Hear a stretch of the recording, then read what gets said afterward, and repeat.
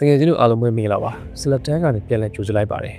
တကယ်ချင်းတို့ကလူမျိုးရေးခွဲခြားမှုနဲ့လူစိတ်တဘာဝတွေကိုအနက်ရှိုင်းဆုံးလိုက်ပြထားတဲ့ psychological thriller ဇာတ်လမ်းမျိုးစားကိုရှာဖွေနေတယ်ဆိုလို့ရှိရင်တော့ဒီဇာတ်လမ်းကမဖြစ်မနေကြည့်ရှုတဲ့ဇာတ်လမ်းတွေမှာပါဝင်နေပါတယ်ဇာတ်လမ်းရဲ့နာမည်က The Dutchman ပစ်ဆက်ဆက်ထွက်ရှိထားတဲ့ဇာတ်လမ်းလေးဖြစ်ပါတယ်ဒီဇာတ်လမ်းလေးက1964ခုနှစ်ကနာမည်ကြီးခဲ့တဲ့ပြဇာတ်တစ်ခုကိုခေတ်သစ်ပုံစံနဲ့ပြန်ရေးထားတာဖြစ်ပြီးတော့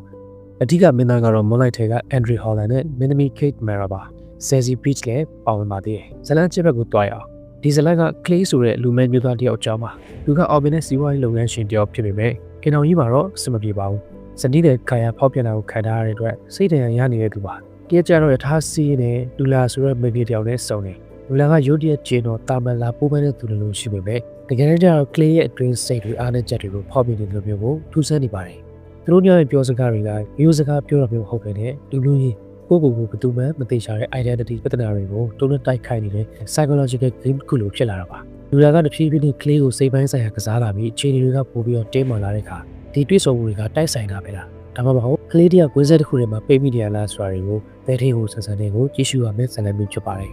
Andrew Holland နဲ့ Kate Mara ရဲ့အပြန်အလှန်စကားလုံးစစ်ထိုးဝဲတွေကအတော်လေးကိုအားကျတဲ့ပိုကောင်းပါတယ် Kate Mara ဆိုရင်ကြည့်နေရင်ကြောက်စရာကောင်းတော့ကိုပြောဆောင်ထားတာကိုမြင်တွေ့ရအောင်ပါ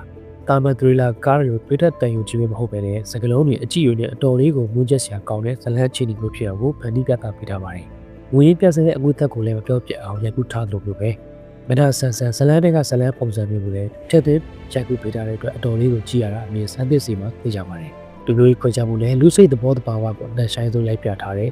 psychological thriller ဇလန်းမျိုးကိုရှာဖွေနေဆိုလို့ရှိရင်တော့ The Dutchman ဆိုတဲ့ဇလန်းလေးကိုဆက်ပြီးတော့ကြည့်သင့်ပါတယ်